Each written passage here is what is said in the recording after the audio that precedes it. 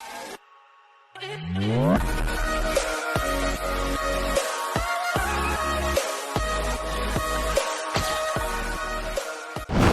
आप जानते हैं कि लोग अक्सर अपनी ड्रीम लाइफ क्यों नहीं अचीव कर पाते?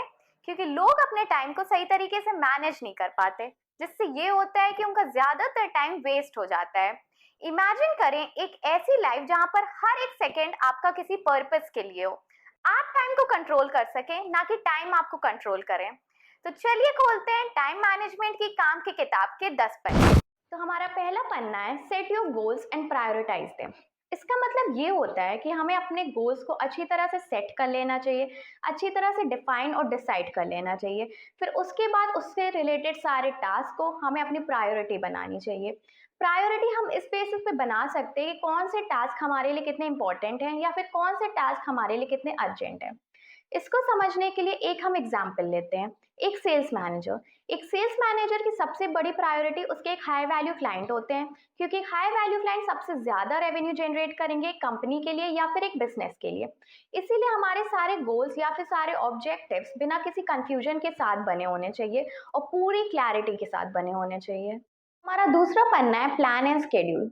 प्लान एंड स्केड्यूल का ये मतलब होता है कि अगर आपको कोई टास्क या कोई एक्टिविटी मिली है और आप उसको एक प्रॉपर टाइम पे कंप्लीट करके नहीं दे पा रहे हैं, तो क्या वो इतनी प्रोडक्टिविटी देगा? No, right? तो प्लान एंड स्केड्यूल का ये मतलब होता है कि हमें डेली या वीकली बेसिस पे एक प्रॉपर टाइम स्केड्यूल बना लेना चाहिए, ताकि डिफरेंट टास्क और डिफरेंट एक्टिविटीज में हम टाइम को अच्छी तरह से एलोकेट कर पाए, जिससे टाइम का यूटिलाइजेशन अच्छी तरह से होगा। इसको समझने के लिए एक हम एग्जाम्पल लेते हैं। एक प्रोजेक्ट मैनेजर एक प्रोजेक्ट मैनेजमेंट सॉफ्टवेयर का यूज करते हुए उसकी हेल्प से एक टाइम स्केड्यूल बनाएगा, ताकि वो अपने माइलस्टोन को अचीव कर पाए एक प्रॉपर टाइम में बिना किसी डिले या डेडलाइन के, अपने एम्प्लॉयज और वर्कर्स की रिस्पॉन्सिबिलिटीज को अच्छी तरह से मैनेज कर पाए और उन्हें टास्क अच्छी तरह से एलोकेट कर पाए एक प्रॉपर टाइम स्केड्यूल में। तो हमारा तीसरा पन्ना है अवॉइड प्रोक्रेस्टिनेशन। तो अक्सर हम लोग एक कॉर्पोरेट वर्ल्ड में या एक स्टूडेंट लाइफ में, एक एम्प्लॉय लाइफ में ये देखते हैं कि कोई भी टास्क मिला हो या कोई एक्टिविटी मिली हो, तो हम हमेशा एक डेडलाइन तक का वेट करते हैं उसे कंप्लीट करने में, जिससे ये होता है कि बाद में हम उसे स्ट्रेस और प्रेशर में कंप्लीट कर पाते हैं, जिससे एक मीनिंगफुल या एक इम्पैक्टफुल रिजल्ट हमें नहीं मिल पाता। एक परफेक्शन जो हमें अचीव करनी होती है वो भी हमें नहीं मिल पाता। तो हमें इस हैबिट को अवॉइड करना चाहिए, जिसमें हमेशा हम डिले करते रहते हैं टास्क या कोई एक्टिविटी को।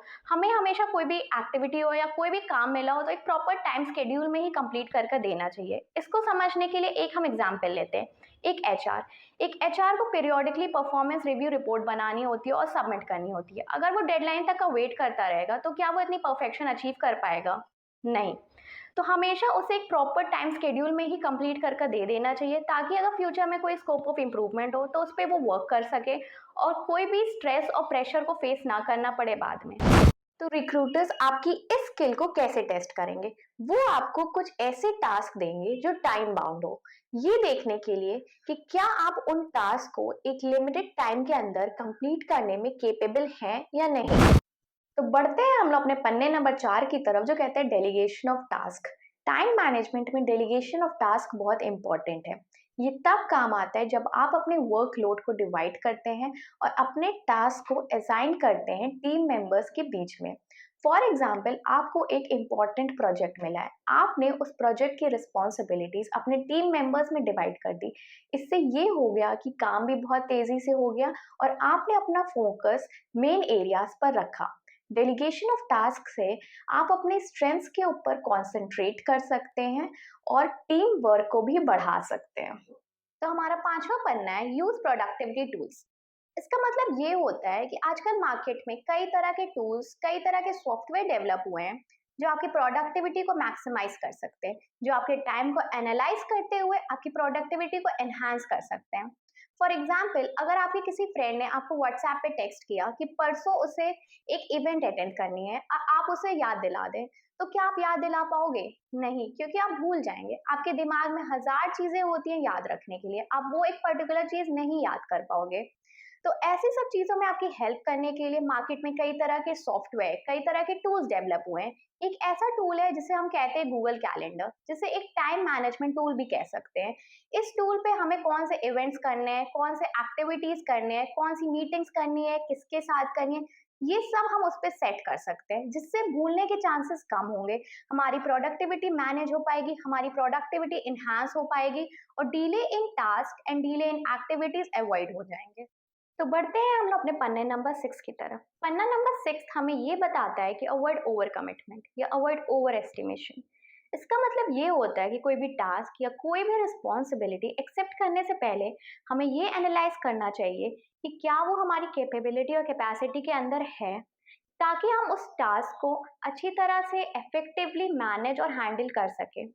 क्योंकि ओवर कमिटमेंट या ओवर प्रॉमिस से कोई भी मीनिंगफुल आउटपुट नहीं निकलेगा, क्योंकि वो टास्क या रिस्पॉन्सिबिलिटी आप अच्छी तरह से मैनेज ही नहीं कर पाएंगे, इफेक्टिवली मैनेज ही नहीं कर पाएंगे, क्योंकि वो टास्क और रिस्पॉन्सिबिलिटी आपके कैपेबिलिटी या कैपेसिटी के अंदर ही है। तो आइए हम इसे एक एग्जाम्पल की मदद से समझते हैं। आप अपने हर रोज के काम को एक टाइम बाउंड टारगेट में ही अचीव करते हैं, जैसे कि आपको कितने बजे उठना है, कितने बजे सोना है या फिर खाना है। वैसे ही काम में भी आप टाइम मैनेजमेंट करके कस्टमर की प्रॉब्लम को सॉल्व कर सकते हैं या फिर कन्विंस कर सकते हैं। तो बढ़ते हैं हम लोग अपने पन्ने नंबर 7 की तरफ, जो कहता है एक्टिव पार्टिसिपेशन। टाइम मैनेजमेंट में एक्टिव पार्टिसिपेशन का मतलब होता है अपने काम में फुल्ली इन्वॉल्व रहना। जब आप अपने काम पर ध्यान देते हैं, डिस्ट्रैक्शंस को कम करते हैं, फुल्ली इन्वॉल्व रहते हैं अपने काम में, प्रायोरिटी के हिसाब से काम करते हैं, तो आप अपने टाइम को बेहतर तरीके से मैनेज कर सकते हैं। फॉर एग्जाम्पल, आप एक मीटिंग में हैं, आपने एक्टिव पार्टिसिपेशन से अपने एजेंडा पर ध्यान दिया, व्यू पॉइंट्स को शेयर किया, डिसीजंस में शामिल हुए। इससे ये हुआ कि आपने अपने काम को इफेक्टिवली मैनेज किया और टाइम को भी सही तरीके से यूटिलाइज किया। तो बढ़ते हैं हम लोग अपने पन्ने नंबर 8 की तरफ। पन्ना नंबर 8 ये कहता है कि प्रैक्टिस टाइम ब्लॉकिंग। इसका मतलब ये होता है कि हमें स्पेसिफिक टाइम ब्लॉक्स सेट कर लेना चाहिए या फिर स्पेसिफिक टाइम ब्लॉक्स एलोकेट कर लेना चाहिए अपने डिफरेंट टास्क या फिर अपने डिफरेंट एक्टिविटीज में। फॉर एग्जाम्पल, मेरे पास 24 आवर्स है। मैंने अपने 2 आवर्स सेल्फ स्टडी में एलोकेट किए, 1 आवर अपने फिजिकल वर्कआउट में एलोकेट किए और 1 आवर अपनी गेमिंग में एलोकेट किए। तो इसी को कहते हैं प्रैक्टिसिंग टाइम ब्लॉकिंग। तो बढ़ते हैं हम अपने पन्ने नंबर 9 की तरफ। पन्ना नंबर 9 ये कहता है कि टेक ब्रेक्स।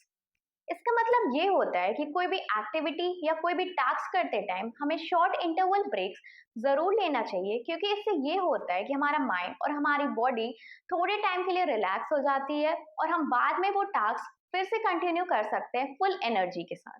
तो बढ़ते हैं हम लोग अपने पन्ने नंबर 10 की तरफ, जो कहता है लर्न टू से नो। अगर आपके मैनेजर या फिर किसी सीनियर ने आपको कोई काम दिया है और आप वो नहीं कर सकते, आपके अंदर उतनी स्किल्स या फिर उतनी नॉलेज नहीं है उस काम को करने के लिए, तो आप सिंपली और पोलाइटली मना कर सकते हैं।